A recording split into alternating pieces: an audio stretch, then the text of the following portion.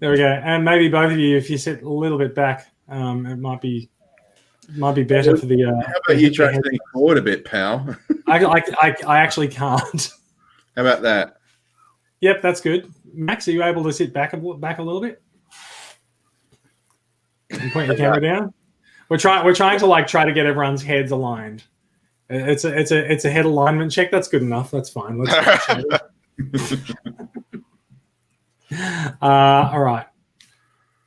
Hopefully my cat doesn't lean on my. I'm just going to move my keyboard so that if my cat leans on something, it's going to be fine. Partway through the show, we're like, okay, Jason's typing meow meow meow meow meow meow meow. Meow mix, please deliver. All right. Let's get going, shall we? I've been live for a minute. I know. It's kind of tragic. Oh no. Hello, people watching probably in Facebook. All right, let's go. Welcome to Australian Transformers Weekly. We are bringing you Transformers news from around the world in Australian accents. No matter how many times I say that, Brad refuses to add that line to the run sheet. This is episode 218. We are recording live on Friday, the 11th of September, an ominous date, 2020. This episode, we are talking about Kingdom figure sightings before the line is actually even released.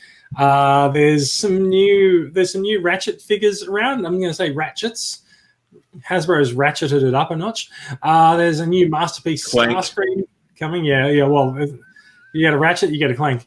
And there's a new Masterpiece Starscream coming. All that and more coming up in this week's episode of Australian Transformers Weekly.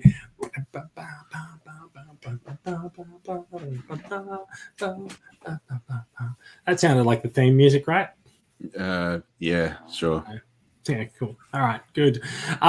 Thank you for joining us. This is Australian Transformers Weekly. I'm Jason. Joining me this week, sort of getting to the point where it's kind of as per usual. We have Bradley coming over from Perth and Max coming from Adelaide. How are you guys? Doing good. I nearly sort of went maybe a little bit too overly familiar, and I was going to say, "How's it going, boys?" But how's it going? It might be slight. Yeah, g'day, mate. How you doing? All right. Yeah. How you doing, Cobber? Yeah. Australian Transformers Weekly with the boys. With the boys? Australian. Yeah, the boys. It's gone well early. It has been a few weeks since the last podcast. How are you going, guys? What's been happening? Bugger all. Yourself? Well, at least none of us are in lockdown, right? That's true. I think we are probably in the 3 states that are okay. New South Wales is teetering, but New South Wales, I don't know. Thanks a lot, guys. I really appreciate it. I think WA only just recently got acknowledged as a state that contributes to the country by the Prime Minister. We're like, yeah, we've been telling you that for a while. So Western Australia is like fully ready to just pull out a hacksaw and lop off the rest of Australia. We've pretty much done that figuratively. We just need to do it literally by putting explosives along the border and just... Can you just do it when Clive Palmer's nearby? I'm not making any promises. We don't want him isolated with us. Yeah, no, it's true. It could go either way. It has been a busy few weeks for me. I have been trying desperately to get my Quintesson Pit set into the country. I finally managed it this week. Anyone following me on Twitter or Facebook, excuse me, that's my dinner repeating because I ate in a hurry before this record. Anyone following me on Twitter or looking at my posts in the Facebook group will have seen that I do have the Quintesson Pit of Judgment set, which is not yet released to the public. I managed to import it from Hong Kong, where it was on sale for Toys R Us for 1 weekend only in July. And it has been bouncing around freight forwarders in Hong Kong ever since. But it's been an interesting experience trying to get freight out of Hong Kong to Australia during a pandemic. Not one that I want to repeat. And Hong Kong has resumed EMS mail services to Australia, which was the main problem that I had in July. I couldn't actually post anything. I had to use couriers. So there's a few options for getting your hands on it. We did run a raffle for the set in the Facebook group. The tickets were all sold out yesterday, and we'll be announcing the winner on a live stream soon, which actually does bring us to something that we should talk about before we get into the news of the week, which is that TCCA's membership is back. Club is sort of under new management this year. Simon, Chris, and myself have taken the reins, and so we've been just getting a few ducks in a row, running a few raffles so that we actually get some money in the bank so that we can produce the merchandise we need for memberships. And now we're ready. We've printed collectors cards. We've got our faction logos, and we're all set to tackle memberships for the year. Response has been really good. We've been really heartened that people are still renewing their memberships. The club's sort of been a little bit quiet for the last 12 months or so, and we're really glad that people are actually coming back and renewing their membership. So we have signed up over 50 paid members so far this year. That's a really good number for us. We weren't expecting to actually get to that. So it's time to bring back those spiels, which are very familiar if you've been listening to the podcast for a while. Which is that if you like what we do, if you want to support us, or if we've helped you find a figure that you wanted to find, or if we've given you some news that you didn't know, and you'd like to support us, please head over to the club's website. That's transformerscca.com. And you will find information about signing up as a member.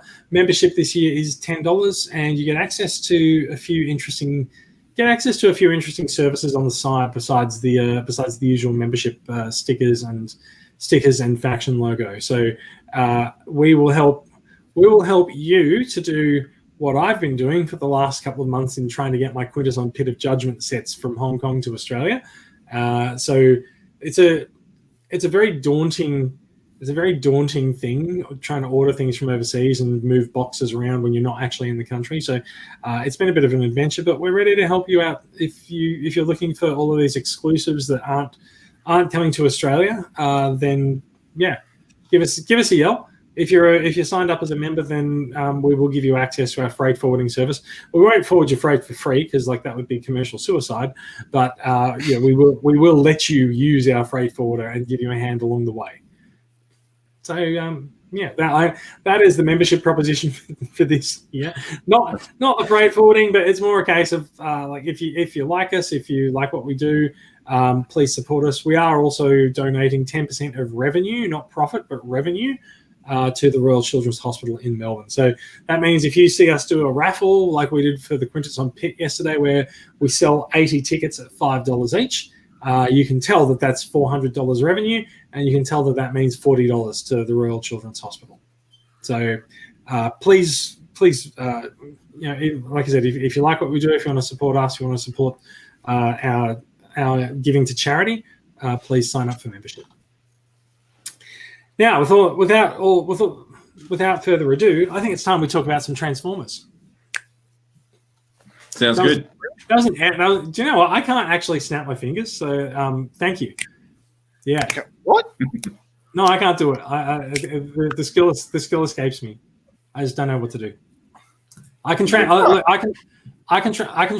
MP44, but I'm not going to take lessons on how to click my fingers live on a podcast. I think I'd rather click my fingers than spend $400 on it. Actually, no, I spent more than that, so I'll shut up now.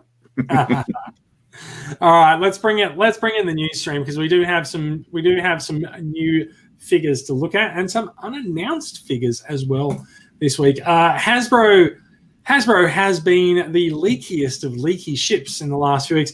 This is actually an interesting thing to talk about once we sort of get past the actual leaks themselves. So we know that Kingdom is the next series of figures that's coming out after Earthrise. Earthrise does seem to have disappeared a little bit at retail. It's we got Wave 1. We've sort of got some of Wave 2, and who knows what's going to happen to Wave 3. So Earthrise is not even finished yet. Kingdom's lineup has not yet been announced. We have a name, but not much else. And so it's really interesting to see that there's a number of figures that have leaked out. Let's just say they're factory specials. They've landed in the hands of some YouTubers. As you can see from this screenshot here, this is from a Tauntaun video about Kingdom Rat Trap. And now So Rat Trap is going to be a deluxe class beast-like figure. So there's the saying or the rumors for Kingdom are that the line's sort of a 50-50 split between G1 characters and Beast era characters. There'll be some time travel at play and all sorts of shenanigans going on there, which explains how the Transformers that we love in our current day go back in time and meet the Beast Transformers. No word on whether or not they're huge or small, or if they'll just sort of forget the downsizing aspect of the Beast Wars. But so we are looking at Rat Trap here, who of course transforms into a rat. This is a deluxe class figure, and he's somewhat faithful, let's say, to his original animation design from Beast Wars, possibly updated a little bit with a bit of modern engineering and design practices. But there you go. Now, Bradley, is that the Rat Trap that you have in front of you there? Yes, it is. In fact, I remember now. This is not a deluxe. This is a core class, so he's tiny. Yeah, this is. I mean, I really like the Rat Trap from Generations, but the only thing I didn't really like was we can see in the picture here, his Beast Mode ears are just sort of like in his eyesight. And this new toy, I've seen the Beast Mode, and as soon as I saw it, I was like, this looks like a McDonald's value meal toy. Well, it does because it's quite small. Yeah, look at yeah. So core is the new Legends class. Look at the articulation that they've packed in there. He's got ball joints on the ankles there. Yeah. Like for the Legends. Yeah, that's all right. So there's 5 views of the same pose from different places. In case you want to animate them into a Matrix bullet time shot. Yeah, I've got the original Beast Wars Rat Trap. I've got the Generations Rat Trap, and it's sort of like what we were talking about earlier. Like, do I want a third? Do you want a third Optimus Prime this year? It's like, do I want a third Rat Trap?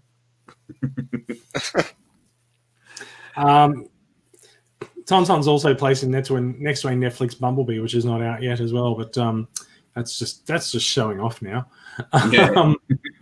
He's a little bit smaller than the small deluxes from the War for Cybertron line, and so there's the Beast Mode, the Rat Mode that you were talking about earlier, Bradley. So, like, he's got a lot of visible panels, and I kind of feel like these have the Beast mission, the Beast figures in Kingdom might have a similar problem to the Masterpiece series Beast figures, which is that their Beast modes are sort of a mess of panels that all sort of line up into the shape of roughly the animal that they're referencing. So like this looks like a bit of a fragmented rat to me. Well, it's like the idea that it has to be accurate, irrespective of how that impacts just the quality of the figure. I think you have to sacrifice a bit of accuracy with robot and beast modes in order to get a working, engineerable, that's even a word, toy. I see the point. Yes, like it's difficult to make something that is a realistic robot or a realistic animal, let's say, and a robot at the same time. Yeah, but this picture that we're looking at here, this isn't the one I saw on Twitter or Facebook. It was like a front-on version, like different. There's probably a few around. These are all screen caps from a video. Yeah, no, this was like an outdoor sort of. You can see sunlight sort of coming in. Okay. And, yeah, but this one looks a bit better. That actually does look like a real mouse in the face area, but everywhere else. The head sculpt does look pretty good. I got to give it that. The eye looks a bit weird because they've sort of put a white dot in the eye. But yeah, like I think it's meant to be a light reflection. Yeah, it's but at the same time, it's the whites of his eyes. I was wondering if there's a going to be an upgrade kit that gives him whiskers. Hopefully not. It does look like he might be a little bit of a shell former, really. Just sort of flips some things around the back, flips the tail up around. The the rat head goes to the chest. Those are clearly his legs as the back legs. So, yeah, who knows? You got to remember again, like he's a core class figure. He's tiny. He's the same size as the Legends figures that we've had in years gone by. So his transformation is not going to be that complicated. He does seem a little bit more docile than the Generations version. That you can see there, like wow. Yeah, the Generations one's got a bit of a mean scowl on him. The and also the original Beast Wars toy is just literally a not a flip change, but you pull a lever and like the rat sort of opens up and then there's a little robot. So there's no real advanced transformation, but this one's looking like a combination of the two earlier toys we've got. Like it looks like you've just opened up the rat and there's the robot. It does look that way, doesn't it? Mm. All right, let's move on. It's an early look at a figure that has obviously been lifted from a factory at some point, and technically what we're looking at is stolen. So yeah, and also it may not have final paint details and such. I don't know. Absolutely. So we'll move on. There's a couple more of these leaks to look at, and we'll sort of talk about how they came to be, huh?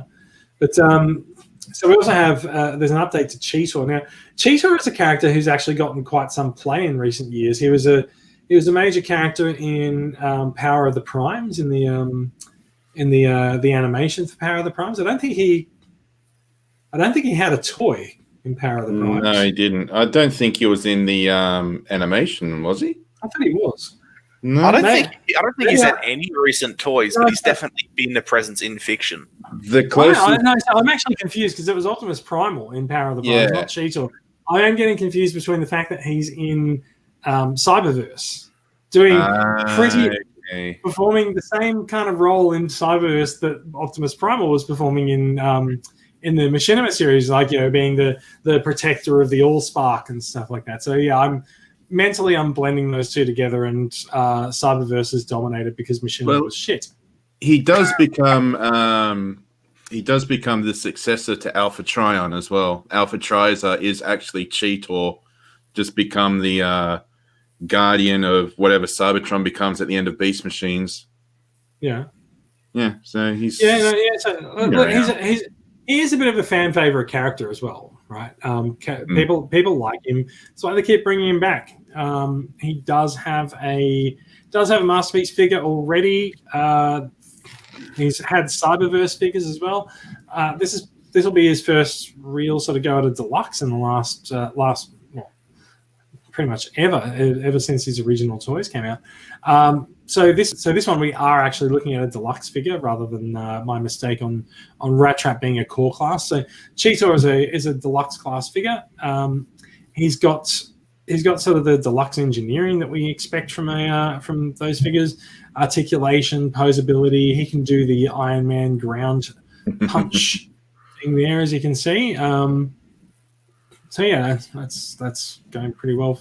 He looks similar to his original Beast Wars toys transformation, with the Beast Mode head just becoming his Robot Mode chest. But he looks amazing. I've got the reissue Cheetor that came out in like 2006, and it's not screen accurate. 15-year-old toy now. Yeah, it's not screen accurate, but this one looks pretty good. I would like to see if he comes with a gut gun that the other Cheetor toys have come with in the past. That'll be interesting to see.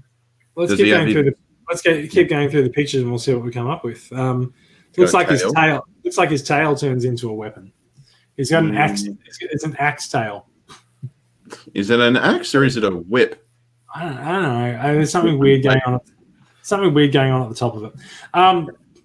Interestingly enough, where the Masterpiece could not actually manage to put the real animal head in the chest, the deluxe version actually has done so, although you could well say that it's compromised a few things to do so, but there you go.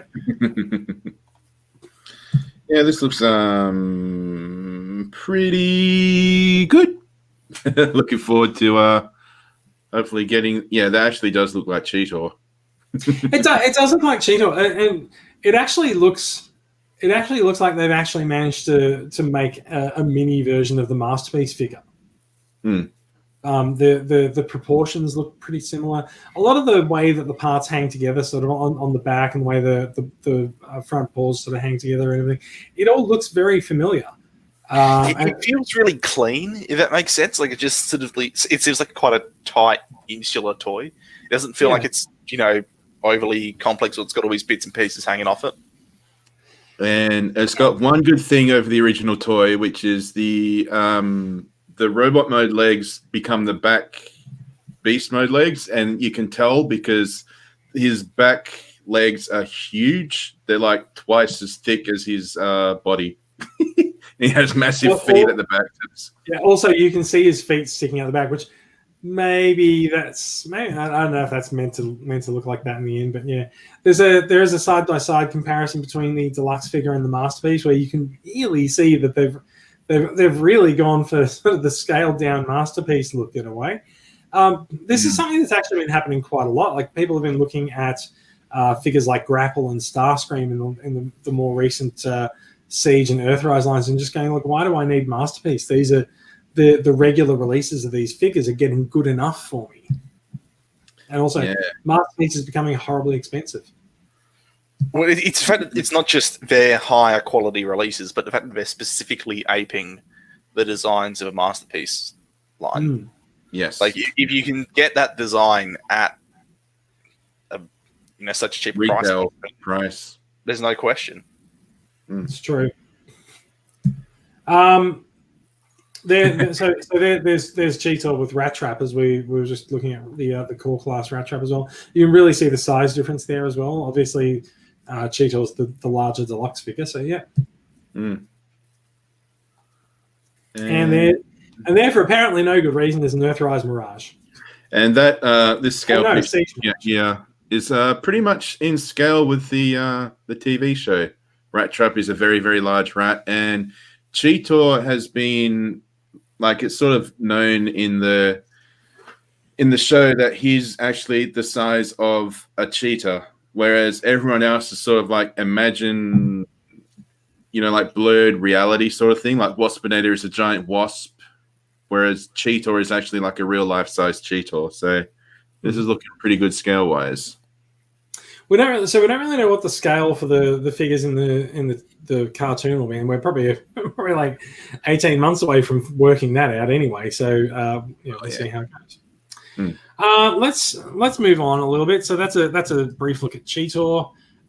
We're going to sort of breeze through some of these a little bit more. So Black Arachnia is also, I would say, rumored to appear in Kingdom, but it seems fairly obvious from the shots that we're looking at that she will appear in the Kingdom toy line as well. So we've got some shots of Black Arachnia pairing up with Cheetor as well.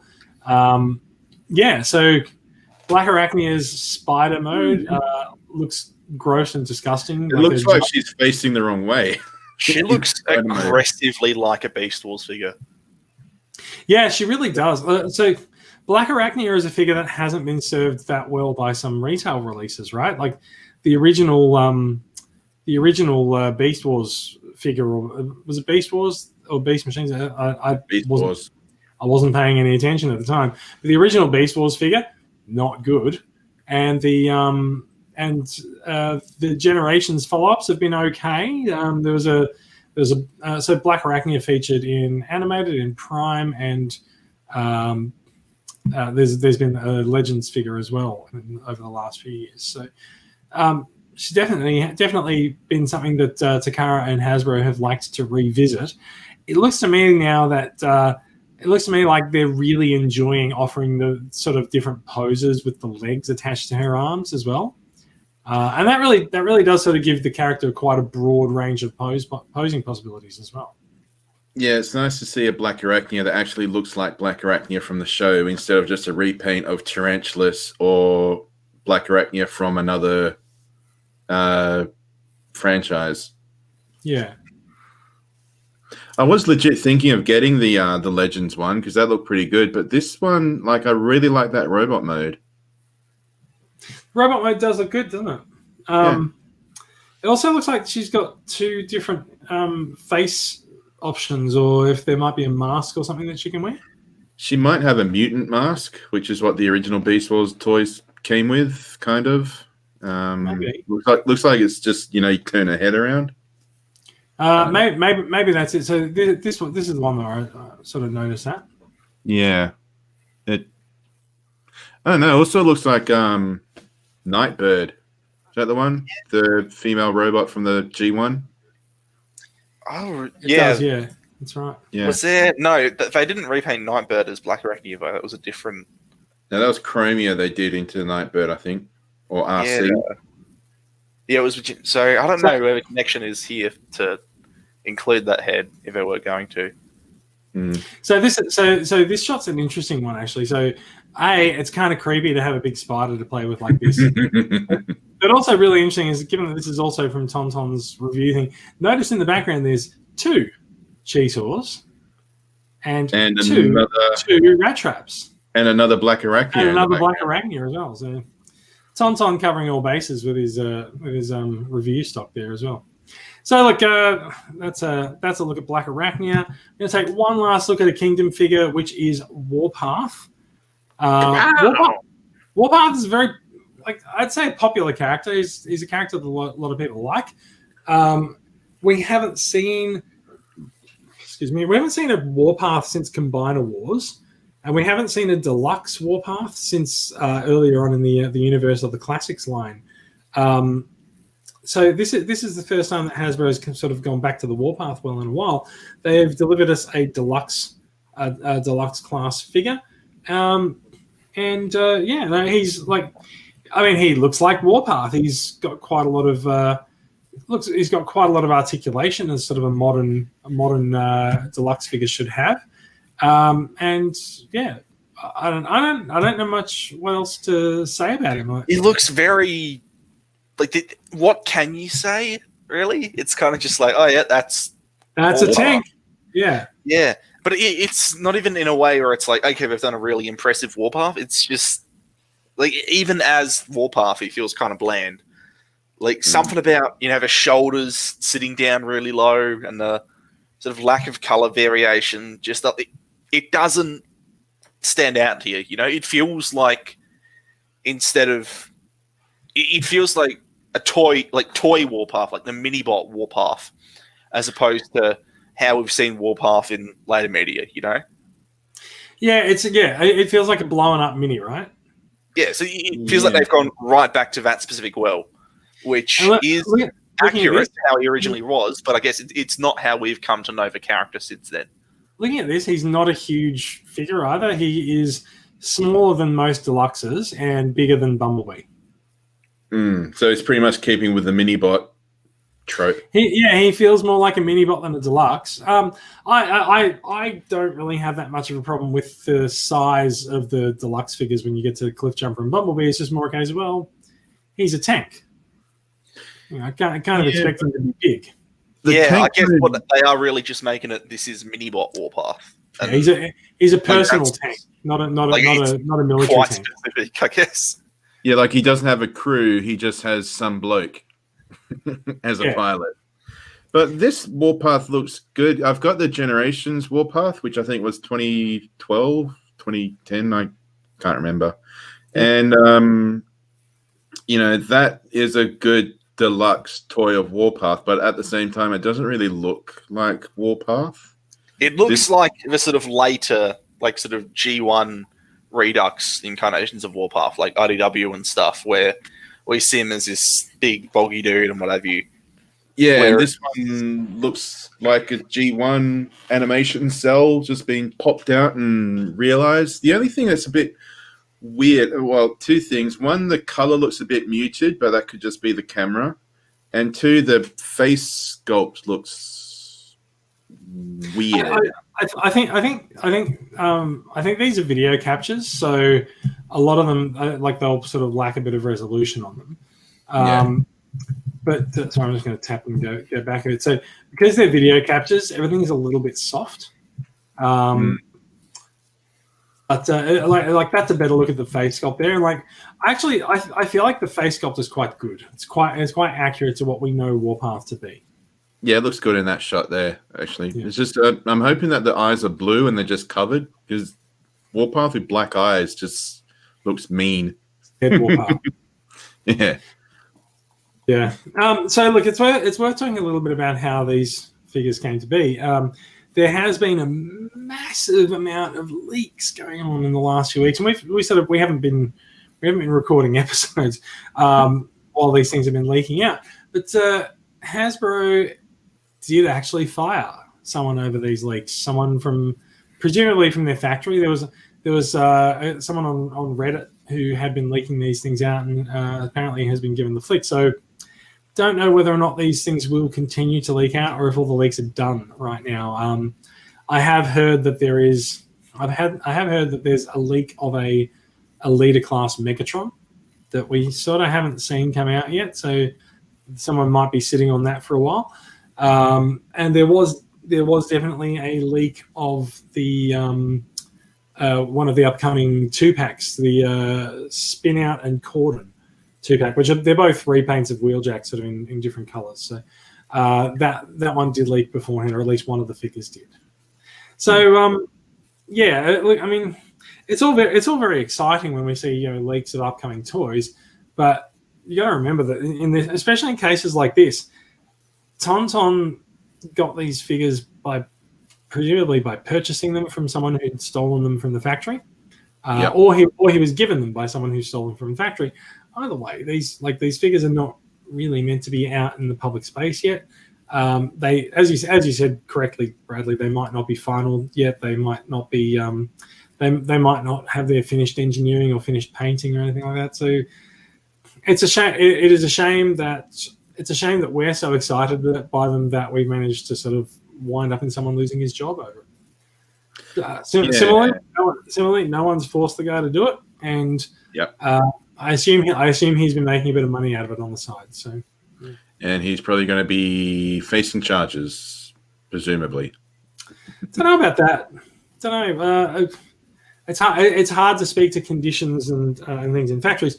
You could definitely say that as a factory, presumably as a factory employee, it was under contract not to actually blab about the things that he saw going off the assembly line in front of him. So it's probably a good thing that he not a good thing. So he's very likely violated that part of his contract. Depending on what the contract is as to whether there's damages or not, it's hard to say.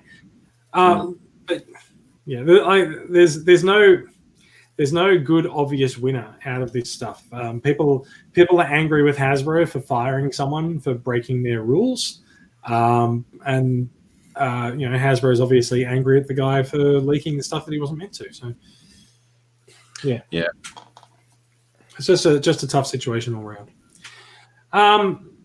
Having looked at those now, let's jump into something that's a little bit closer to release now. Actually, no, it's not that much closer because we are still talking about Kingdom, which is the fact that so we don't actually know what the Titan for next year is going to be, right? We've done Metroplex, we've done Fort Max, done Scorponok. Pretty much every Titan toy that's come out has had its opposite sort of release. Like Fort Max now has Scorponok, Metroplex has Trypticon. Yeah, Trypticon. So we've had Omega Supreme as well. So there's a bit of a question as to what next year's Titan is going to be, and it looks as if the answer might be the Ark itself. The Ark being the ship that the Transformers came to Earth in as well. So this Instagrammer called Marco Madri's Reviews claims to have obtained something that says that it's confirmado that the Ark is in Transformers WFC Kingdom, but he doesn't really say where these images come from. He's just like, there you go. But Jason, are you sure it's from Marco Madri's Reviews? No, but yes. But so he's obtained the image from somewhere, but it's not really clear what we're looking at here. Whether we're looking at artwork or very poorly edited photographs or something like that.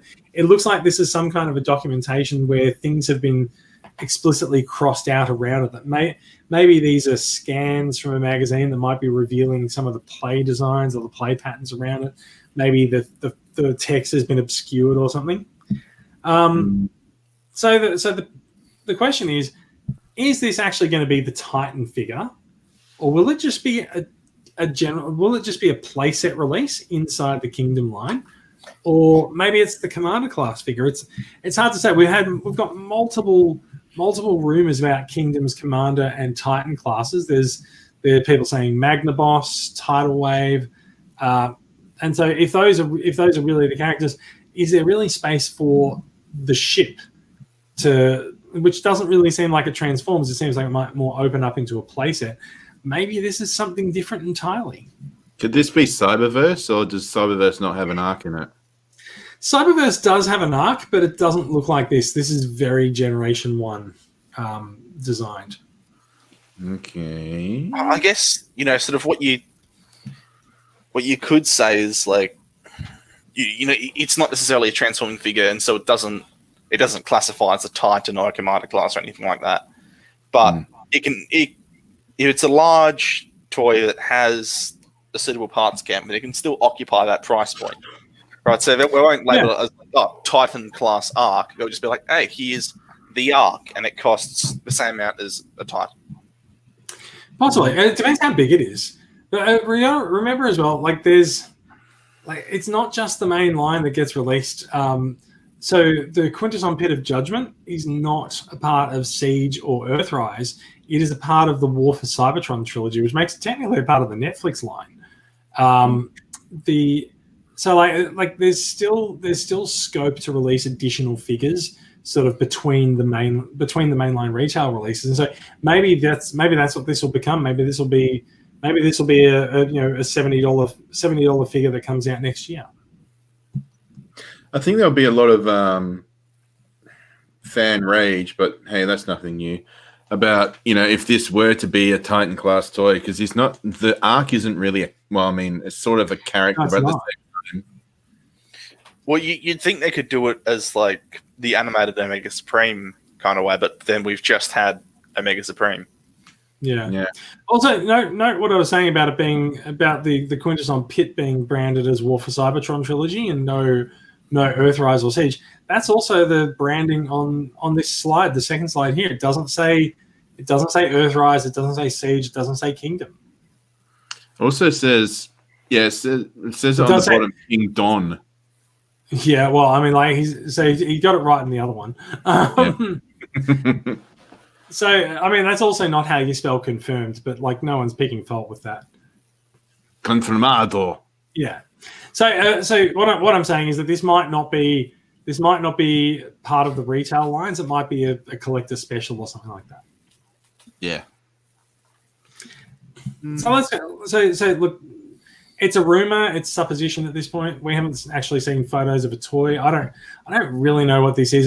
They look like they're CGI renders or something. But yeah, especially that computer on the left. But also, what it could be is, like you were saying before, if it is an article, it could also just be characters not yet revealed being covered up.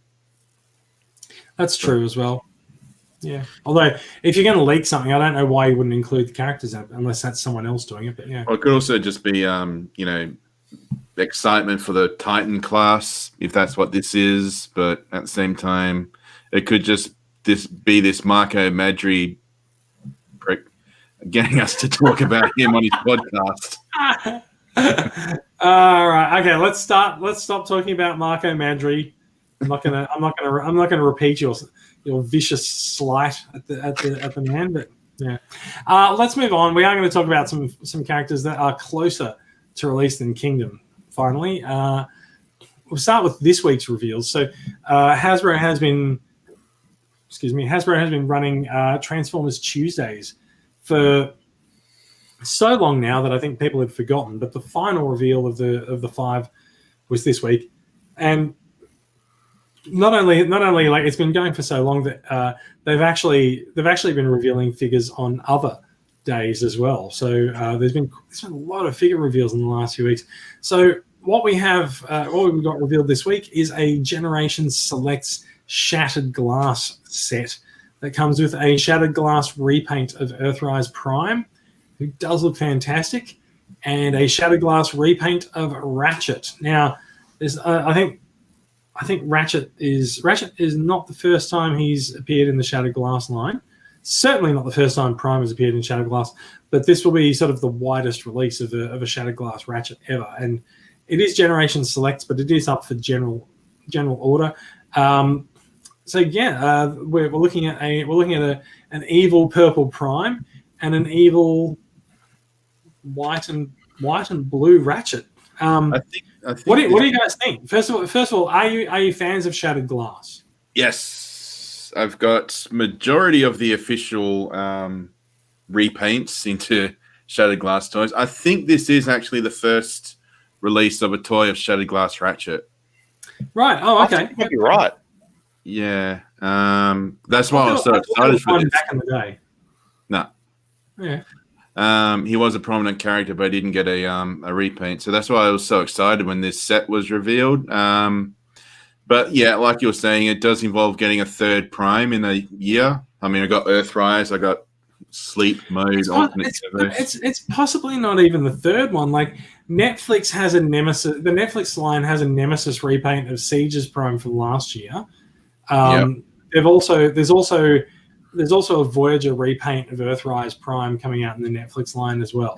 Yeah. So that's possibly 5. This could be your 6th Prime for the year, 6th or 5th or whatever. But it's too much. It's too much. Yeah. I love Shattered Glass as much as the next person, but this is too much for me. This is a better look at. I always jump at the chance to add to the Shattered Glass shelf. Hasn't had any additions in the last few years, except for I think last year or this year when I moved Henkei Ultra Magnus from Classics to Shattered Glass. Here's my pre-face rip Ultra Magnus. But it'll be nice to have a Shattered Glass Ratchet because I've got Shattered Glass Hot Rod. It'll be nice to have a toy of the guy that gave him a razor blade for a hand. So let's talk a little bit about the Ratchet mold as well. There have been some early looks at it from none other than Tauntaun, who apparently is saying that the mold is not that good. The back of the vehicle mode appears to have some pretty uncovered feet going on. I don't think we'll see them there. You can just sort of see them at the back there. Just the feet are just sort of like folded up into the back of the van. It seems lazy compared to the Cybertron versions of Wheeljack and Ironhide that we got last year. Yeah, but at the same time, it's literally just a slight remold of the Siege toys. Because if you look at the vehicle modes, you can tell it's just look at those wheels. That's literally just the Siege toy with maybe an extra half an inch of plastic on top. So there's the roof as well, which seems to clip on and become a detachable shield, as you can sort of see him holding there. It is what it is. It's I haven't pre-ordered the set yet because I'm not sure that I really want to go back to the well for another Prime. Like there's going to be at this rate there's going to be another 5 Optimus Prime figures next year as well, and it'll all be repainted in the Shattered Glass again. Yeah. Well, it's just because the Earthrise mold is so loved by the fandom. And it is very well designed. It's like that they've pumped out I know they've always done a lot of Primes, but over the past couple of years, especially, they've done a lot of G1 Primes, but people keep buying them. So, I on the one hand, it is a sort of frustrating lack of variety, but on the other hand, if that's what people want, then I guess it's what people want. Can we talk briefly about the different gun grip styles of Optimus Prime versus Ratchet? So Prime's thumb faces forward, Ratchet's thumb faces down. Yeah, and is that like a very different mold for Optimus Prime's gun, like with all the ridges and? No, that looks like Prime's gun to me. The Earthrise gun is not great. This is one of the reasons why they've released sort of a redo of the gun and the accessories pack that comes with Centurion. Apparently that one's too big, though. Yeah, it looks huge. I haven't actually got Centurion yet, but oh yeah, this one's got all the ridges and stuff on it. I'm looking at the alternate universe one. Yeah, it's the same gun. Yeah. Yeah, looks good. All right, so that is one of the Generation Select packs, rumored to not be coming to Australia according to Ozformers. So if you do want this pack, you are going to have to work out how to import it from overseas. I might be hitting you up for that, Jason. That's fine. We'll talk about it. Let's move on to another pack that includes Ratchet as well. This is the much more the more heroic version of Ratchet that we're used to. The Paradron Medics pack 2-pack is coming out in December. It is part of the Galactic Odyssey collection, which it seems is going to be 5 packs. So we've only had the first one revealed. So there's more figures coming. Now, this doesn't have Earthrise branding on it. It's a Transformers Generations War for Cybertron Galactic Odyssey Collection Paradron Medics 2-pack. Oh, God, I think I need a drink. Like I needed a drink halfway through that name. So we do have Ratchet. We've seen the mold that Ratchet is in Ironhide in the Autobot Alliance pack. Here's the Ratchet repaint, and he's packed in a 2-pack with an RC repaint called Lifeline, which of course cunningly the light green version of RC was originally just a Paradron Medic. So, now the Paradron Medic has a name. This is also sort of more the heroic version of Ratchet. So there's no weird colors. There's no evil face design or anything on him. So the story is that on the trip to Earth, the Autobots end up stopping by a bunch of places, saying hello, crashing on couches. And one of the places that they stop by is Paradron, picking up and sort of meeting up with various Autobots that are deployed on each of these planets. So Ratchet goes to Paradron and meets Lifeline there. Riveting. It is indeed riveting, but it's the second year in a row that Ratchet has been an exclusive figure. Not a great look for Hasbro. People are shitty about it. But yeah, there we go. So is this the official Earthrise Ratchet, as in there isn't an actual retail release of Ratchet? It does appear to be the case. It's an Amazon exclusive, and it's going for US $39.99, which is 2 times $20. $20 is about the price of a deluxe in the States now. Now, it's an interesting question, right? Because this doesn't have Earthrise branding on it, but it's obviously Earthrise figures, right? There's a lot of people questioning and wondering and thinking about what has actually happened to the tail end of Earthrise this year. We're normally well into wave 3 or 4 of the Transformers line by now, but we're only just getting like wave 2 sorted around the world. Yes, there's been a pandemic this year. So there's a bit of thought that perhaps the tail end of Earthrise has been cut off and they've been sort of repurposed into a lot of these exclusive packs and shopped around retailers. Yeah, the only thing I can really think of is that the toys we've missed so far might end up in, higher priced retail stores like Toy World and such. But at the same time... So instead of being released on retail, you're saying that they've been just put into exclusive packs. Yeah, I reckon they've been shuffled off and repackaged into exclusives. Like Ratchet seems like he would have been something that might have been released in Wave 4. And maybe these guys would have been individual deluxe releases, but maybe because everything's run so late, they can't actually get that wave out to retailers. Maybe retailers aren't that interested because a lot of them have been shut for 4 or 5 months this year. Well, that's what I was confused with, because you were saying, we've got 3 Optimus Primes this year. I thought this was the 3rd Ratchet this year, this Shattered Glass and a regular retail release. I didn't know the regular retail release was this. Well, so there hasn't been a Ratchet in Earthrise. There's been an Ironhide announced in the Autobot Alliance pack. So where Ironhide goes, Ratchet follows soon after, or vice versa. So this is your Earthrise Ratchet, but he's not an Earthrise brand. Yeah. And the thought is possibly because Earthrise might just be sort of like just chopped off. Yeah, it's starting to look like it, isn't it? It certainly is. So let's. I mean, this is not the first time we've seen either of these figures, right? So we've seen the alt mode for RC, and we've seen the alt mode for Ironhide. Ratchet doesn't really change too much out of that, and Lifeline doesn't change too much either.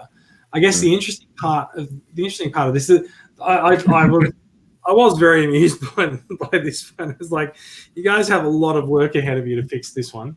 Yeah. So packaging wise, it is going to be packaged in a brown box like the Generation Select, but it is not a Generation Select line. It is the part of the Galactic Odyssey collection. And so it's sort of very heavily black printed inside the box there as well. In fact, you know what? I tell a lie. There is, in fact, an Earthrise logo on that box, but it's only on the inside, isn't it? Yeah, you have to buy the set before you know it's Earthrise.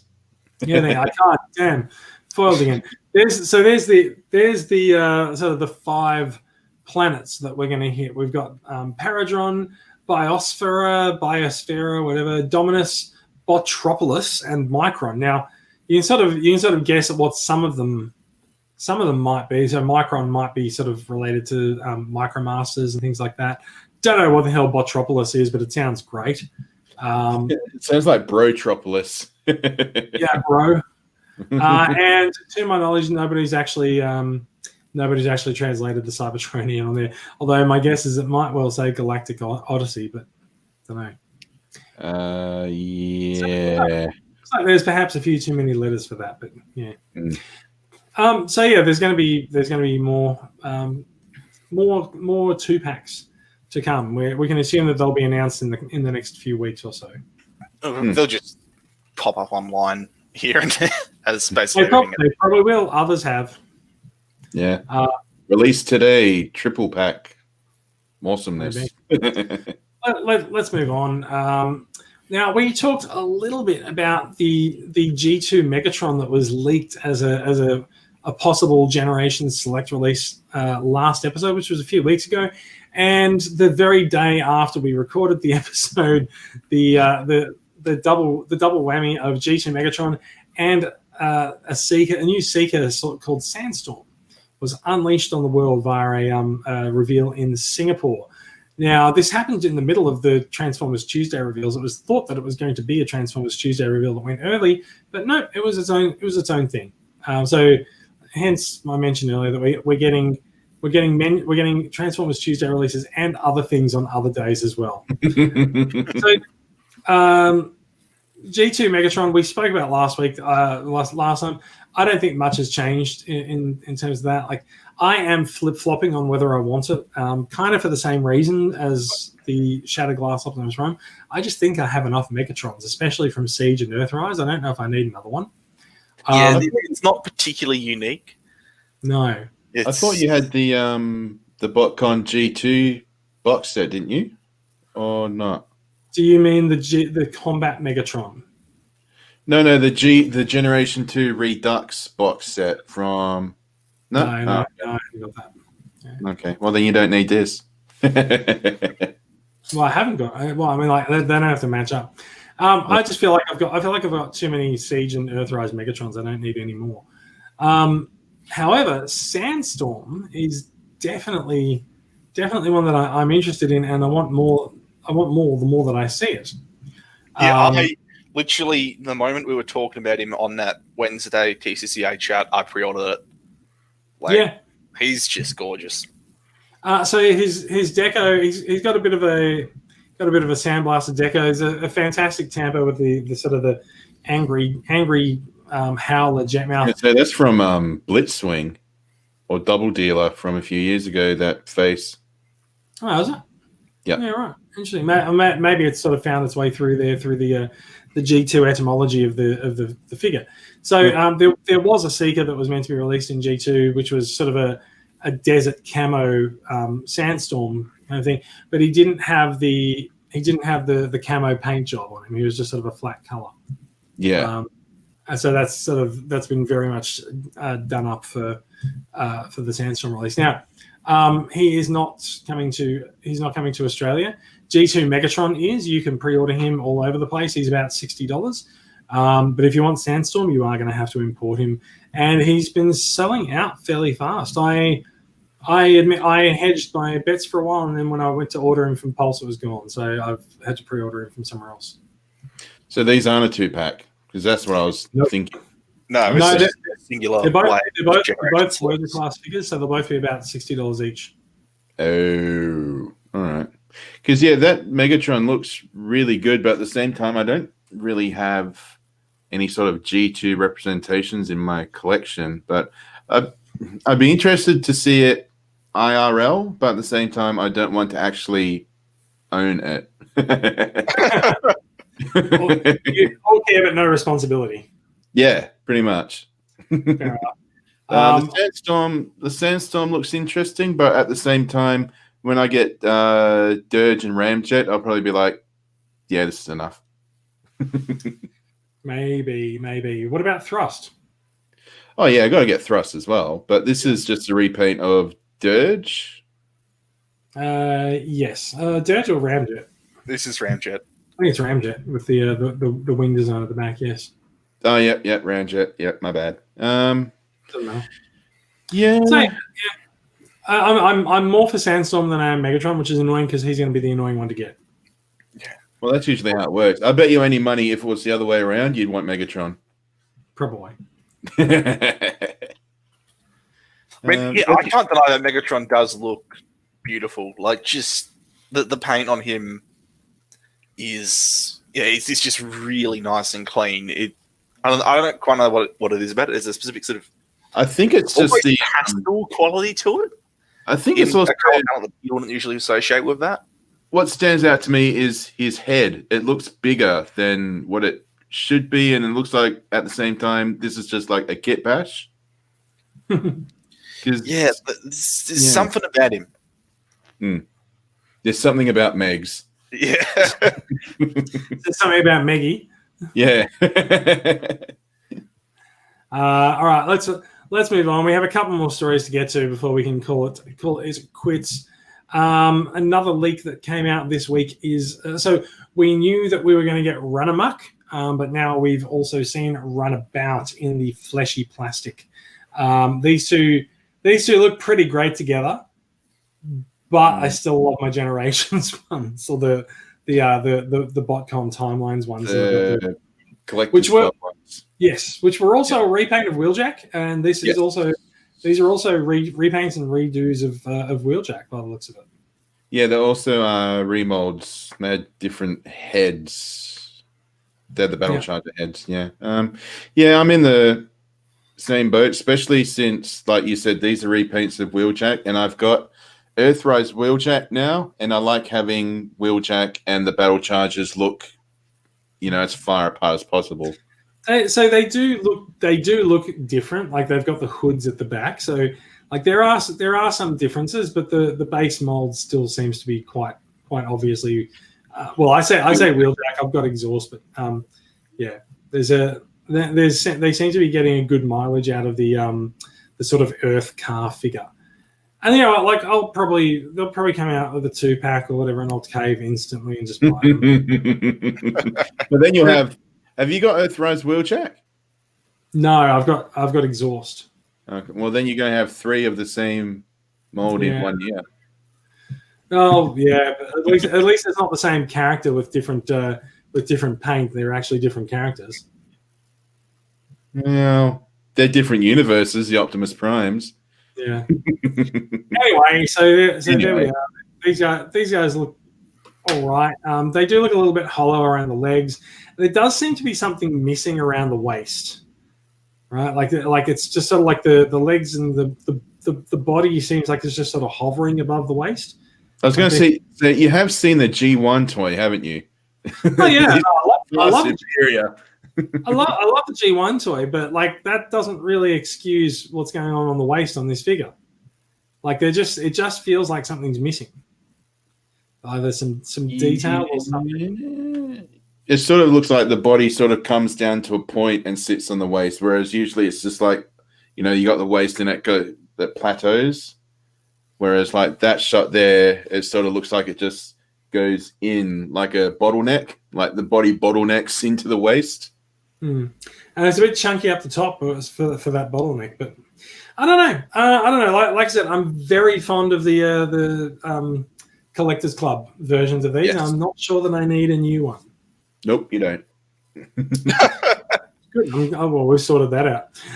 Let's move on then. Another long-standing rumor was confirmed this week by the appearance of the Studio Series Devastator box set, and that's the wrong story. The Studio Devastator box set, which is one giant Studio Series branded box that thankfully doesn't have a number on it, because otherwise, if you were collecting these figures, what is going on? Thank you, TF Source's website, for being weird. So we are looking at an 8-pack of Studio Series figures. Now, this has been rumored for quite some time that they would finish off Devastator and then do a single box of him. It doesn't appear that the box version of Devastator looks different. They are packing all of the Constructicons into it. No accessories or anything? That's an interesting question. I am not sure about accessories. Is there any mention of accessories in here? It doesn't really seem to be. But in some of the photos, it does seem like there's accessories. I don't know. Maybe it's got balls. Who knows? So the big thing with this is that if you were to actually buy all of these figures, it would not cost $499. So if you've not bought some of the figures and you decided to wait for the box set, you're actually being penalized for it if you buy it from TF Source. Other places have listed it as $399. So it's a bit up in the air as to how much this set is actually going to set you back, because the TF Source price might just be a placeholder. Silly question. That $399. Is that also US? It's $399 US, but it is from one of the sellers in Asia. Well, you're probably paying an import tax or something if you're getting it from TF Source. I don't know, but makes no difference to us. We got to pay GST regardless. Like, we may as well pay GST on the lower price. Yeah, good call. But yeah, once again, Studio Series. There are definitely people who like their Studio Series figures and their Devastators. So Yeah. It is not for me, is the nice way of putting it. Yep, I agree with that. But I also like the. What about you, Max? It's movie Devastator. Don't care. I think Max just figuratively made the same noise that you just made about a minute ago. Yeah, pretty much. Fair enough. Let's go back to the story that I accidentally skipped over. Talk about another combiner that has been announced this week, which is Takara Tomi's Generate. So Takara Tomy does Gen Selects, but they misspell it for whatever reason. Takara Tomy does Generation Selects, where they are doing a repaint of Volcanicus. Now, the big selling point for their repaint of Volcanicus, which you will recall is the Power of the Prime's Dinobots, the big selling point is that it is they're using anime accurate colors on the figures this time.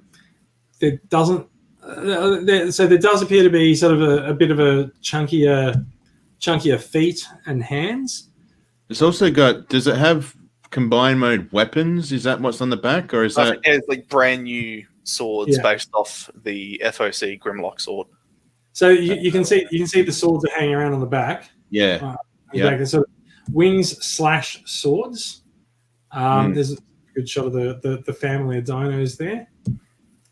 And yeah, there's the sort of the swords, the feet, and the hands, and I think the Volcanicus head is a little bigger there as well. So like you do get a little bit of extra stuff with it. It has been cited by local retailers at $350. I will point out that you can get it for $210 if you import from something like Omai Primus in Singapore, which is, considering that it's a Voyager and 4 Deluxes, that's probably a little bit more like it. Yeah, it's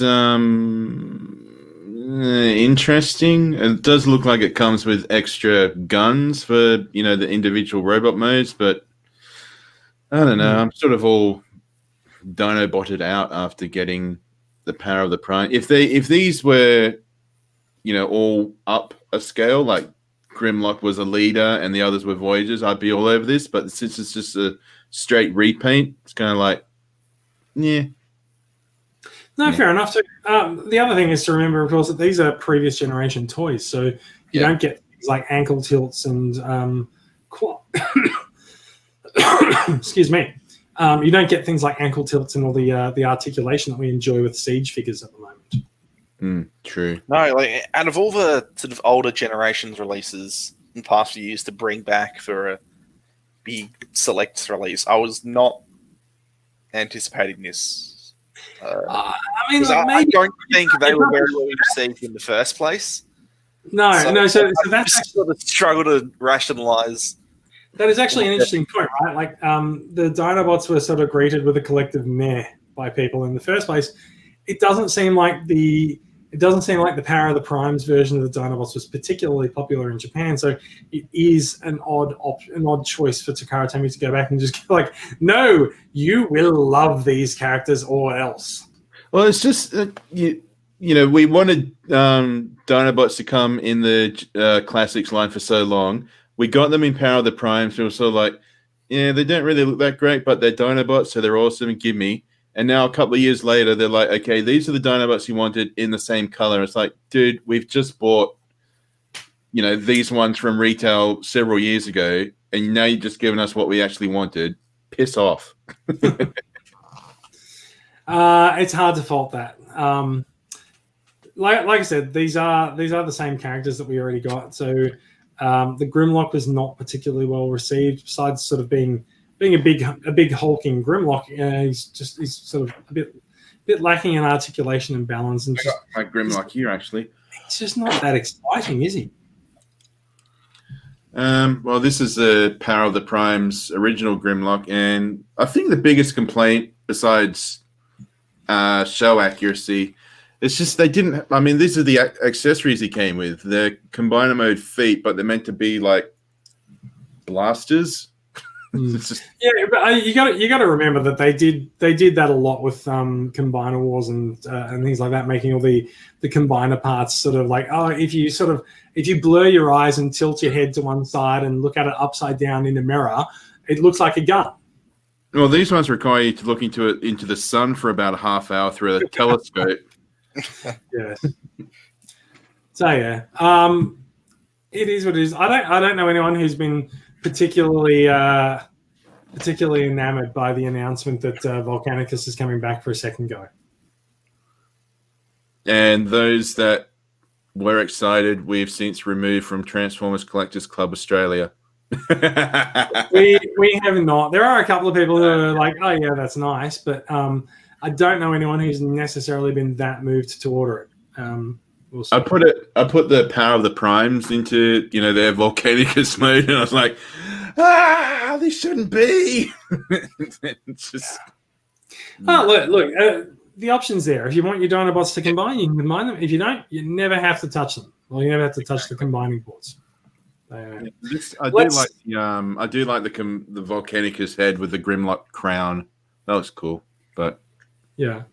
So we've got two more stories to look at. Number one, I'm going to take us to the Masterpiece leak. Out of all of the things that have leaked in the last few weeks, there has been a new Masterpiece Starscream that has leaked, and he looks impressive, but also expensive.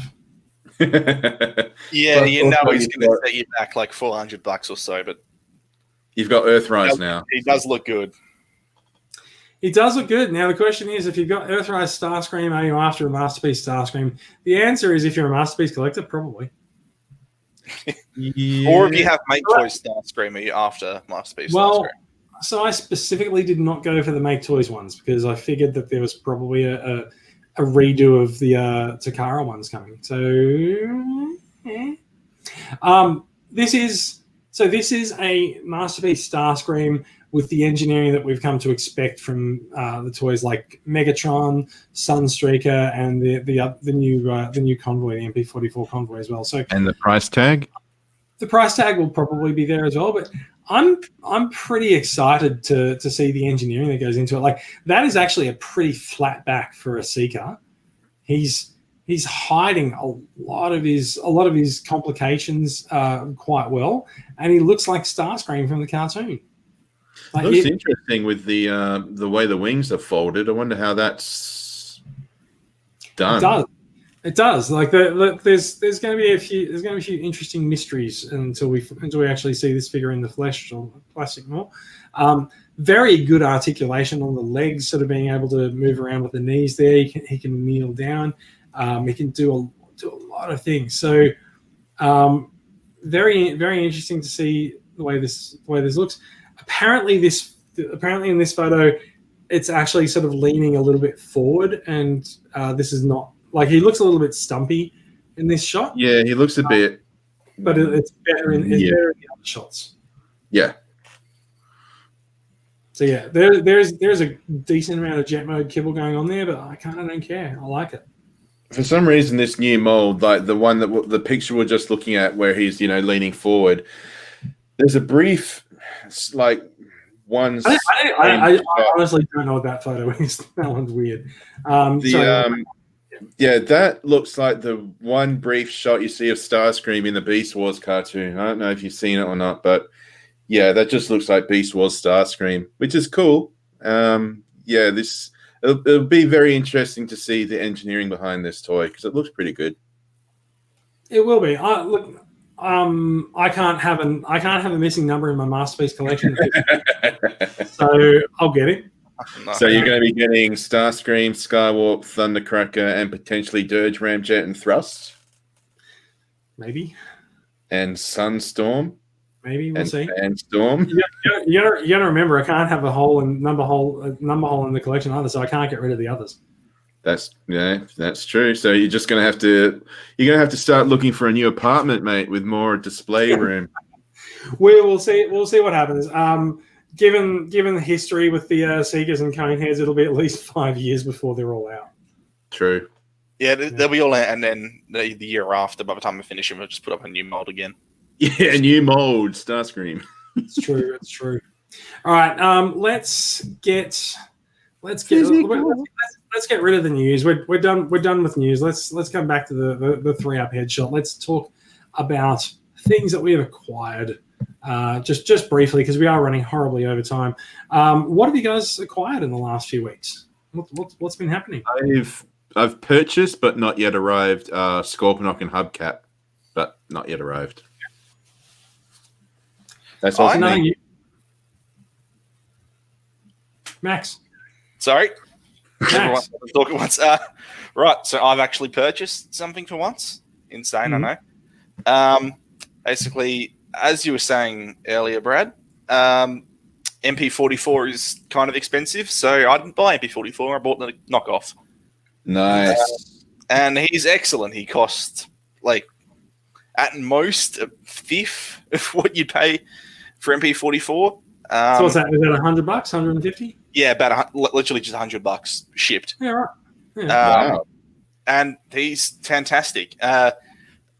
In terms of the actual quality of the figure itself, because I hadn't had any experience with MP44 before this, some of the joint tolerances for the transformation are a bit off, but I'm just going to put that down to the KO. I can't speak to how it actually is on the official figure. But the KO really holds up well for joint tolerances everywhere else. They actually added ratcheted joints and improved some of the tolerances. So his knees don't break, is what you're saying? Yeah. I can just bend his knees like that, no problem. You don't have to worry about it. I'd never touched. It doesn't have the trailer or any of that stuff. It's pretty bare bones of accessories. Well, that's also one of the reasons it's cheaper then. Yeah, and which I fully welcome, because it's not just that it's cheaper; it's that you're not sort of left with this great hunk of plastic sitting around. But let's be honest, you're never really going to use or care about. No, it's expensive to display, but yeah. That's fine. A lot of people like to put the Optimus figure up on the shelf. You can see mine is up on the shelf behind me without the trailer, so fair enough. Well, I'd say most people wouldn't really display it with a trailer. I know I certainly wouldn't. It would just be Optimus because, it's just a chunk of plastic. Yeah. But yeah, MP44 itself, it's been my first experience with mold. Absolutely love it. Transformation is really daunting at first, but after a couple runs through, it all just feels very intuitive. The legs, especially, like just the way it all fits together so cleanly, like these very precise little motions. It's just, it's hard to describe exactly the way it works, but everything just sort of explodes and then folds back onto itself so neatly. So what you're saying is that Takara did an excellent job of designing the thing that knockoff is copying. Oh yeah, Takara did a fantastic job designing the thing, and I did not give Takara money for it. So it's worth the prosecution that Wei Zhang's facing. Yeah. Oh, absolutely. Yeah. Sorry, Takara, you did a wonderful job, but I did not want to spend $500 on your toy. Yeah, fair enough. It's as full as it counts. I'm going to put the screen share back on because I've got some photographs that I took of the Quintesson Pit of Judgment that I thought we might go. Photograph. I might go through some of the photos, and I'll take you through a brief tour of my unboxing experience with the Pit of Judgment because very few people have this figure yet. This is my sort of big acquisition for the week. So let's. I think we're still just looking at me. Yeah, there we go. I was going to say, this is my big acquisition of the week. He's Max. Yeah, Max is here to do my bidding. It's like across the border. So the Pit of Judgment is a Voyager class Quintesson Judge with a slightly different deco than you'll get in the Earthrise figure. It is a fairly retooled Alicon into what they call the Bailiff, which is the brown and maroon figure you can see on the left of the box there. There is a small figurine which doesn't move of Kranich, so you can see in the middle there, and who is drunk and is about to fall off the fall off thing. There is another figurine to his right of the prosecutor, and he doesn't move. Although his head turns, but that's okay. And there is a very nice repaint of the Titan's Return Sharkticon swimming around at the bottom of the pit. You can take the entire diorama out of the box and display it separately, which we'll go into some of the photos. There's the back of the box showing some of the detail there as well. And so this is having removed the diorama from the box. You can see it's really all held in place by plastic ties and cables and rubber bands. It's all quite a few good tricks, and it takes quite a bit to free them. The instructions are printed in color, which is unusual for this generation of Transformers, and it's also quite clever.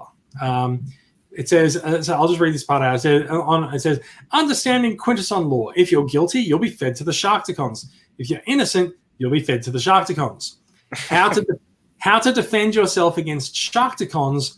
Call the Dinobots. Now we've seen rumors that there's going to be 86 movie Dinobots. Everyone's been saying that they're going to go into the studio series. I think we might actually see them. Notice that this set is actually branded as War for Cybertron Trilogy. It's not Earthrise, it's not Siege, it's not Netflix, but it does share Transformers the movie branding. Yes. I wonder if we're going to see a Dinobot set under this in the next few months as well. We will see. That'll be interesting.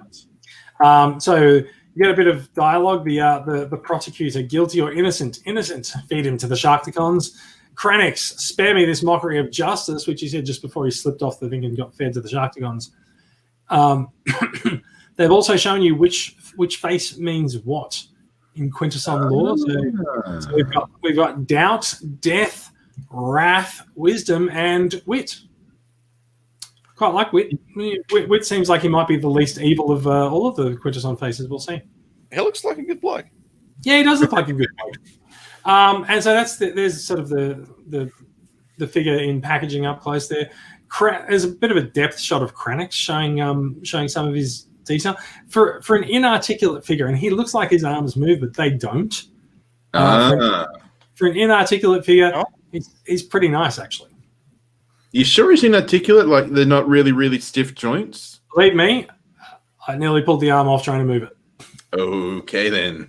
The figure is just molded rubber. There's no sort of mold, no transformation detail to him. I don't know why he's sort of put together that way, but those arms don't move. there's a good look at the Alicon remolded into the Bailiff. Now, there's quite a bit of retooling going on here because there's spikes on the shoulder pads, and the head has been retooled a bit as well. And of course, the color palette has changed significantly. But the big news is he looks great. Yeah, he looks amazing. That's gorgeous. He's actually pretty much the highlight of the set. And having played with this and then transformed him into his alligator mode, which is coming up a bit later, I really like the colors on him. The Quintesson Judge, the colors are not that different, but this is significantly different to the retail release. So yeah, no, quite happy with it. And he's got a staff weapon as well. There's the Prosecutor. Again, inarticulate figure. Those tentacles definitely don't move. You can see they're all molded into place.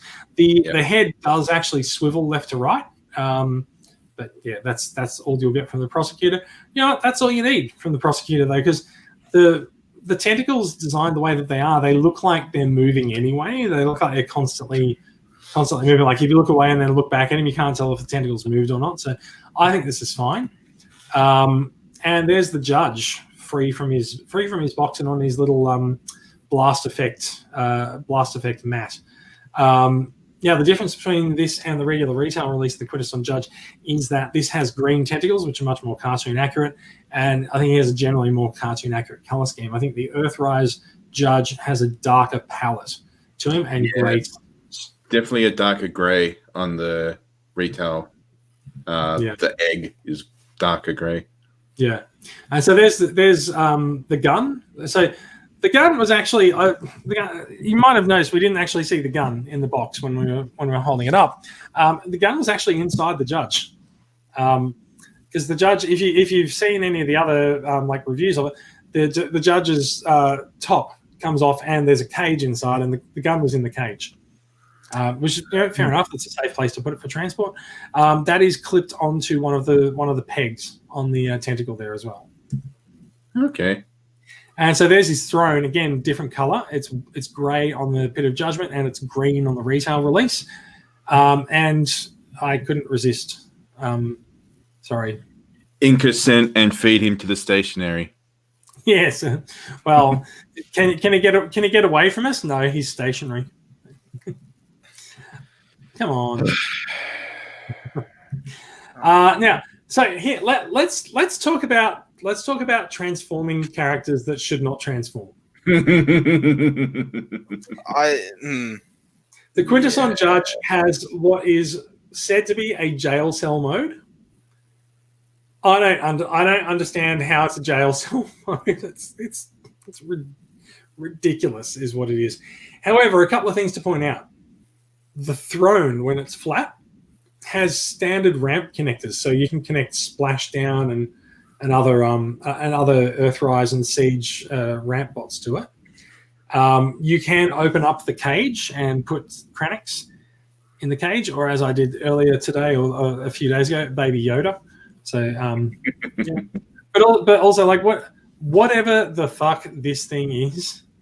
It is unnecessary. Isn't it also the top doesn't actually clip on? It just is literally sitting on top of the faces.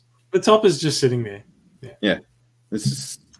But that is an unnecessary transformation, and it's weird and it's kind of cool, but it's weird. It looks like if you put that next to Rocket Mode Omega Supreme. It looks like that will be another rocket sort of off in the distance. It looks like it's a ship, not a jail cell. Yeah. Yeah. It's weird. Anyway, let's move on from there. There is, of course, a Sharkticon in the pack, and in the little cutie, because Sharkticons are super cute. Anyway, he's got a darker palette than the Titan's Return Nor. He's got sort of a nicer, sort of glossy, shiny eyes. And there's a few different paint apps on it. Now that's the diorama that's in the box after you sort of unpack all the plastic and things from it. So you can put that on your shelves. I've decided not to because the high edges on the outside sort of they do nothing for it in terms of lighting, and it casts shadows on other things. I think so. How tall is that? Like a foot or smaller? Yeah, no, it's about a foot tall. Yeah. There's the family portrait, all 5 figures all together. And there's the open box in front of another box. So yeah, there's multiple Pit of Judgments hanging around my house because obviously I've brought the Pit of Judgment in, so I'm also the one that's holding the TCCA raffle one as well. So as you can see from the one behind it, whoever wins the TCCA raffle will not have a drunk Krennic. He's standing up properly in the middle of the set. Cool. And tickets have already been sold out, haven't they? Tickets are sold out. Now, the Pit of Judgment is a bit shallow. So as you can see, Sideswipe has no problems getting out of the pit. But Cliffjumper needs a little bit of an assist. And there's just another shot of some of them there. And that is the alt mode for Alicon. Now, I kind of, when I took these photos originally, I forgot to transform Alicon because I was so enamored with the set. I sent the photos to Dame Chock, who does the Dame Chock reports page. I'm like, hey, here's something you haven't seen, and he looked at me right back. He's like, where's the alt mode for the Alicon Bailiff? I'm like, oh fuck. So I did that the following day. And yeah, there's a couple of photos of him. There's a photo of him with his staff weapon, and also his tail actually does split apart, and you can take out part of the tail as a weapon. Does he have a chomping action, or can you move the jaw? Yeah, so the mouth does open and close. It doesn't really show it there. But yeah, the mouth does open and close, but it doesn't have any kind of spring or anything in it. Yeah, looks pretty cool. And there's a look at the Titans Return Sharkticon versus the Quintesson Pit of Judgment Sharkticon. You can just sort of see the detail in the paint applications. It's just a little bit nicer on the Quintesson Pit set. It's not. The jaw looks different. It's probably just where I've put it. Yeah, I think for the Titans Return one, I just didn't open it up as much. No, I mean the robot mode face. Oh yeah, the robot mode head sculpt's different. Yeah. Oh yeah, you're right. Actually, I didn't actually notice. He does look a little bit different, doesn't he? Like Nor looks like he's smiling, but the Pit of Judgment looks like he's got a stern, angry growl on his face. Well, it looks like almost more of a faceplate than. Well, hang on. I've got him sitting here. So I think what actually happened is that I feel like in that shot I just didn't actually have the head tilted forward as far, but yeah, no, the head is remolded. Yeah, there's only a little, like some of the spike arrangement is a little bit different on it, and he's got wings out the side of his instead of the earmuffs. So yeah, no, that's good. That's a good pickup. I didn't really pick up on the fact that was done a little bit differently. It almost looks like the color scheme they're going with, like they're sort of trying to evoke like a Diaclone sort of look to Nor, even though he wasn't actually a Diaclone. Yeah, it's interesting, but I don't think it's actually that accurate to the cartoon. It's just a different color scheme, which is quite nice still. Yeah. So yeah. There's you can really see the difference in the head sculpts there actually. Yeah, so is the Pit of Judgment a mercenary, or is that a Quintesson faction symbol? No, that's a Decepticon, I think, on him. No, on the box. I think it's a. I think it's a mercenary. Just be but there you can actually see it there, like it's sort of a mercenary. Yeah. That is one of the things that they said when they introduced the mercenaries is that the Quintessons are sort of form the mercenary faction or part of. Oh, okay. I might have to hunt that down. So one other interesting item that I acquired this week also came from Singapore, where they are currently doing an Earthrise incentive leader class box. Now, you got to bear with me here. So this is artwork from the Netflix series, and so if you buy a leader class Siege or Earthrise figure in Singapore from a couple of retailers, you'll get this box as an incentive. Now, I wanted this box for a very specific reason, which we'll get to in a minute. But that box is large enough to fit one of the Siege or Earthrise leaders inside it, except for the one that I got. And so it opens up. And so you can see like there's the display window for the leader class figure. There's a window above it on the right, which we'll get to in a minute. And then there's this part on the left where in your Earthrise promo box, you've got a promo for Siege. Yep. I'll let that sink in. However, the Siege promo is actually pretty cool. It's a pull-out poster that unfolds into sort of a trifold design. And it's got the autographs of the voice cast and the producer, and I don't know who the one on the left. I don't know who the one on the left is, but they're not. So they haven't actually come along, and these people have not actually come and signed it. It is just a digital print of all of their signatures. But that's fine. Like it's still pretty cool to get that out as a bit of a promo, and it's really thick. It's laminate matte laminate paper or cardboard as well. So like that will unfold and that will display nicely on a wall. So I'm really quite happy to put that up somewhere. So the other part of it is the blank part of the box you see above the toy display on the right. That is a pin. Now, if anyone knows me and my Transformers pins, you can see why I went for this box. Yep. Now, so I went for this box because I wanted the pin.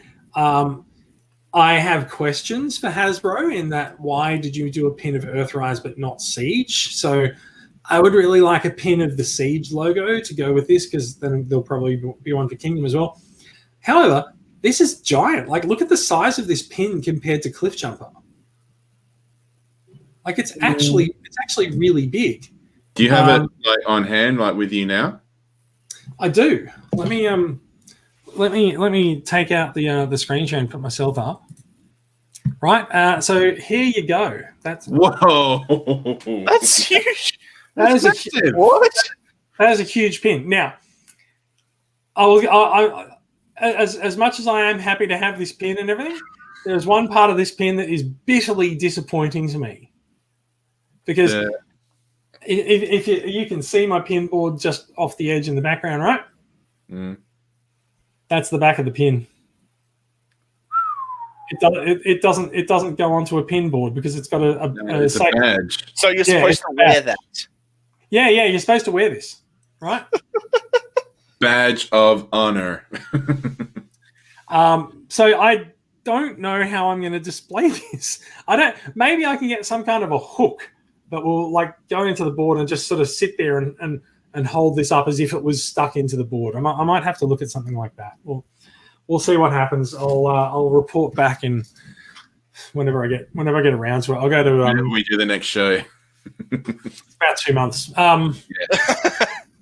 So like I'm gonna have to go to Bunnings and see if I can get like a small picture hook or something and put two of them into my notice board and just sort of like hang the pin on that. But yeah, it's very disappointing as someone who collects pins to be so there for this pin and then realize, holy shit, I can't actually put it on the board. I've got an idea, but it was difficult to articulate. So I'll tell you after we've recorded. All right, no, we can do that. So look, having said all that, we are running well over time now, so it is time to end the show. There's other news to discuss. Obviously, we mentioned but didn't go into the Spin Out and Corden Generation Selects 2-pack. Again, repaints of sort of Wheeljack, Sunstreaker, those kind of figures. That's also apparently not coming to Australia. There's a lot of the Generation Selects and other figures that have been revealed that are not coming here. You're going to have to get onto an importer or find a site overseas like Oh My Primus that will get them and will ship fairly cheap to Australia and see how you go. You're going to have to get on the pre-orders pretty soon. Mm-hmm. And so that is it. End of the show. First, we made it. Yeah. We actually started a little bit early tonight because Max has to work early tomorrow, and we're ending about the regular time that we normally end. Our apologies. It just means we'd have ended at like some stupid time if we went normally. Yeah. So this is true. Thank you for watching, everyone. We are a production of Transformers Collectors Club Australia, a registered club in Victoria, with the mission of uniting Transformers fans around the country. We do it by engaging the community. We're trying a lot of new things to engage people and get some interactivity going in the Facebook group. So we've got Wednesday night chats going on. We've got a photo competition. We're about to start a new thing called About a Bot, where we're going to choose a character and get you to photograph whatever versions of that character you have in your collection. So we can sort of just get a bit of a look at what the community has on hand for those figures, and just a couple of other things. Like we're trying to rebrand the group on Facebook and sort of make the header images a little bit more lively and a little bit more inclusive of photographs of people's collections. So yeah, we'll see where we end up with that over the coming weeks. If you would like to join the club, if you like what we do, if you've enjoyed listening to the podcast, please consider supporting the club. You can join for $10, and you can find membership information at transformerscca.com. We keep saying that we're going to be back next week. We might be back next week. There might be a lot of figures revealed. We are expecting a bunch of things to be revealed at what would have been New York Comic-Con in the next few weeks. I think it's still about it might be a month away or so, but there'll be another dump of leaks, probably. Let's be honest. Well, there might be another dump of leaks, but I think there'll be another dump of exclusives because we're still expecting 4 more Galactic Collection packs to come out. So it's going to be much to reveal in the next few weeks. And of course, there will probably at New York Comic Con also be the official detailing of what the Kingdom line will be. Personally, people are saying that Kingdom's due for release around December. I personally think it might not make it out until earlier in the new year. We'll see what happens. Well, I think it depends on how true it is what you were saying about them cutting Earthrise short. Yeah. Well, I mean, look, we've got the first part of a 5-part pack coming out in December. I don't think they'll release a new retail line alongside that. I think Earthrise is sort of being cut off. Do you mean Earthrise is not rising? I'm going to punch you so hard right in the knob. All right, and on that bombshell, it's time to end the show. Yeah, I'm going to throw some shrapnel at you. No, that was mean, man. Like, come on. That's nasty. I mean, like, let's go back to late show references and everything. Everyone will be happy. I've got the paper. There we go. See. All right. It is time to end the show. Thank you for watching, everyone. If you're watching along with the live show, and a couple of people have been very, very grateful. Thank you very much.